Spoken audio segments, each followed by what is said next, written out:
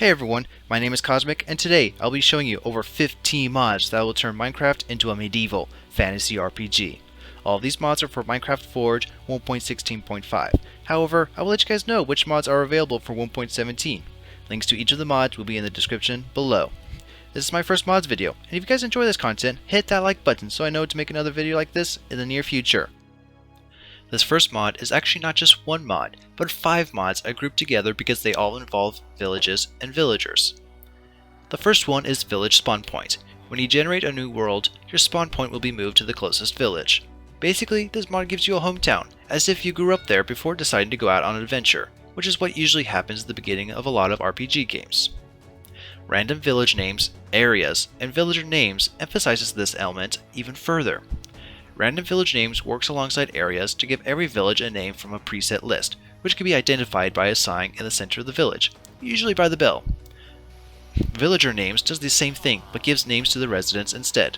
This way, every villager you meet has an actual name, and it gives them a little more personality during your adventures, as well as make each one easier to identify. The Areas mod also allows you to place down a sign to designate an area with a name too, like if you want to make your own settlement. And finally, the mod Guard Villagers adds a new profession to villagers. By default, a handful of guards will spawn in each village, equipped with swords, crossbows, and armor, ready to defend their home day and night. You can hire more guards by giving a sword or crossbow to an unemployed villager, or even a nitwit. Personally, I wouldn't want inherently lazy people guarding my village, but that's just me. I think the Guard Villagers mod is really cool, and as an adventurer, you can fight alongside them to show your willingness to help others. You may have already noticed that my heads-up display looks different from what you're usually used to. The RPG-Hud mod allows you to customize your HUD by choosing from several different options available to you. In the RPG-Hud settings, you will also find other tools you can mess around with, such as displaying a compass, the ability to see your armor and tools durability, and being able to see other mobs' health using Entity Inspect. There's nothing wrong with the default HUD. I just thought I'd put this mod out here so you guys can check it out and see if there's a style that you like more. This next mod, called Dynamic Surroundings, is an amazing mod that improves the audios and visuals of your Minecraft experience. It will add ambient sounds to various biomes, improve the sounds of your footsteps on different materials, add clinking and jingling sounds as you move around in armor, and echo reverb inside caves. On the visual side, you will now leave a trail of footprints behind you, see your breath in colder climates, and spot steam rising from where water and lava meet. These are only some of what Dynamic Surroundings can do. I recommend experiencing it for yourself. Bountiful adds a single new block to the game called the Bounty Board. When you interact with the Bounty Board, you will find various bounties available for you to complete. These usually involve gathering resources or killing a number of mobs. When you return a completed bounty, you will earn rewards depending on the type of bounty it is. Bountiful adds a simple questing element to your RPG world, giving you something else to do for extra resources. Now, like any new adventurer, you are probably itching to strike out on your own and see the world. Of course, you won't get far without a noble steed to ride. Here, I've put together 2 mods that improve a couple features of horses. First, we have Callable Horses, a simple mod that allows you to designate a tamed horse as your personal horse. Then, you can call for your personal horse and it will teleport to you. Even if you are in another dimension, your horse will still answer your call. This mod adds that quirky element in other RPG games where you can call for your horse, and it will appear from nowhere to give you faster transport. Then, we have Astikor Carts, which adds 3 different carts that you can hitch to your horse. With them, you can transport items or mobs, as well as plow long stretches of dirt for farming or to easily create new pathways. Astikor Carts makes transportation on horseback more convenient, and thus makes the life of an adventurer much easier. Of course, if you adventure without a map, you might get lost pretty easily. You can craft yourself an Antique Atlas, a map with a unique art style that makes it fit in well with the medieval themes of your RPG world. This atlas will show your surrounding area, which will constantly update when you move around so you don't need to create more maps.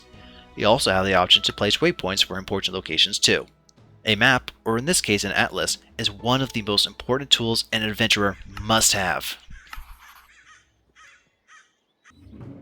When you first go out to adventure, you may notice pretty early on that your fantasy world is populated with dragons. Wyrmroost is an amazing dragon mod, adding various dragons that each have their own unique behaviors, taming processes, and special functions. Different dragons can walk, fly, or even swim. Some serve as pets, mounts, food, or even currency.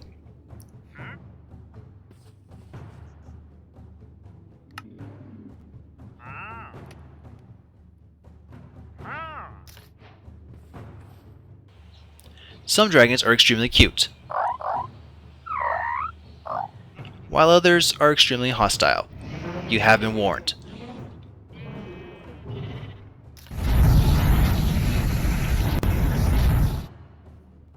The mod also adds new ores that can be found in all 3 vanilla dimensions, which can be used to craft armor for your dragons, or even armor and tools for yourself, which range in defense from diamond to better than netherite. I highly recommend checking this one out, as it's one of my favorite mods out there. As you explore your world, you will come across generated structures that are added using the Valhelsia Structures mod. These structures include the player house, forge, witch huts, castles, and more. Many of these structures will contain some loot, but they are not left unguarded. For the various homes, you will find a villager who has decided to live away from society. But amidst the ruins of other structures, you will find that a camp of pillagers have moved in, and they certainly won't let you take their loot without a fight. Overall, I think Valhelsia Structures is a simple but intriguing mod that will add some history and lore to your world, as any RPG should have. Dungeon Crawl is a mod that will add some rather inconspicuous looking towers. While the towers themselves will be empty and bare, it's what lies beneath them that makes them interesting.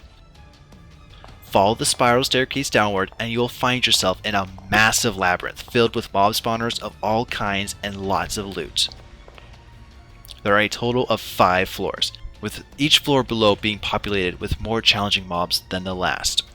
However, the loot gets better, as the lower floors will contain enchanted diamond armor and tools. These dungeons can be extremely dangerous, but also extremely rewarding for the most daring of adventurers.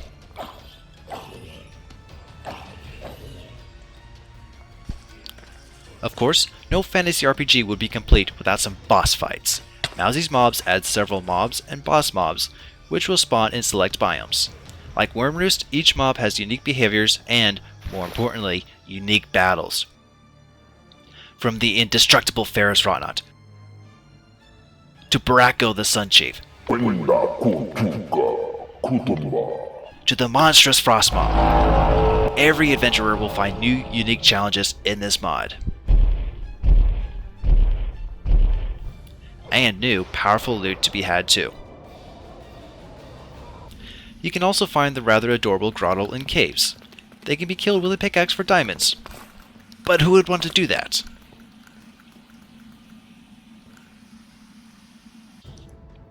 With all these new, powerful mobs you'll be facing, you might want some mods that will aid you in battle.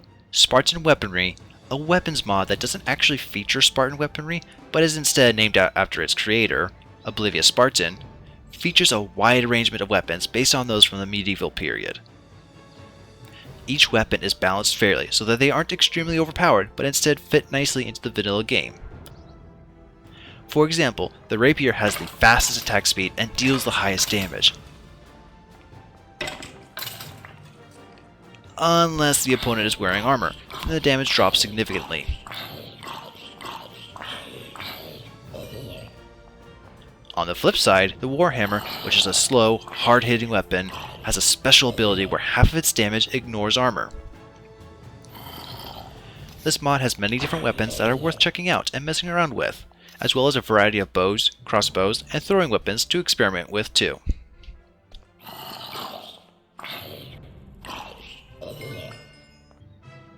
Spice of Life Carrot Edition is a mod that focuses on your player health and your diet. This mod encourages you to eat a variety of foods, which rewards you by permanently increasing your health. For every 5 unique foods you eat, you gain 2 extra hearts, which is capped at 10 extra hearts gained. This mod allows you to double your maximum health, which can be extremely useful when facing off all the powerful mobs you'll face on your adventure. You may also want to check out Slice of Life Potato Edition, a mod which instead rewards you with temporary bonuses if you maintain a varied diet. The Goblin Trader is a mob that behaves much like the Wandering Trader. It will occasionally spawn near you while you're underground, and it offers a new set of traits to you. You can trade the Goblin iron ore for double the ingots, or obtain rare items like sponges. What is probably the best trade is the one where you can trade your diamond tool and enchanted book for the same tool and enchantment at a level that cannot be obtained by normal means. This last trade is probably more for the late game players, but this makes adventuring at this point of the game still rewarding. I could not possibly make a list of fantasy RPG mods without including at least one magic-based mod. Whether you see it as good or bad, the truth is most Minecraft magic mods are so big and complex that it takes a long time to learn just one of these mods, and even more time to display it in a video. Luckily for us, Wizard Staff is one magic mod that is not so incredibly intricate. It adds only a few items to the game, including the Wizard Staff, which can be made from common materials. In the interface for the staff, you can open a list of items that you can put into the head of the staff and what powers these items grant you. These abilities include flying, teleporting, casting fire at your enemies, controlling the time of day, creating a small wizard hut for yourself, and so much more. This is about everything you need to do as a wizard. You can even transmutate various armor into magical garments for yourself. This magic mod is so simple, yet it delivers so well for those of you who want to take your adventure down a more magical path.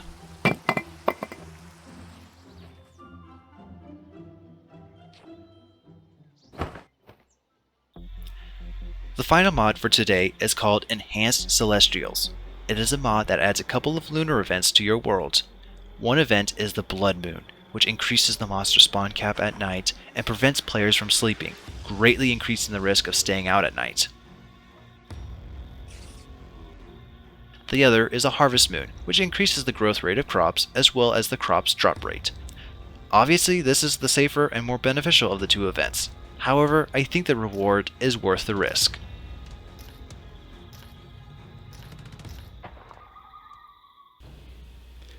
That's it for this video. What did you guys think of my list? Were there any mods you think I should have included? Let me know in the comments below.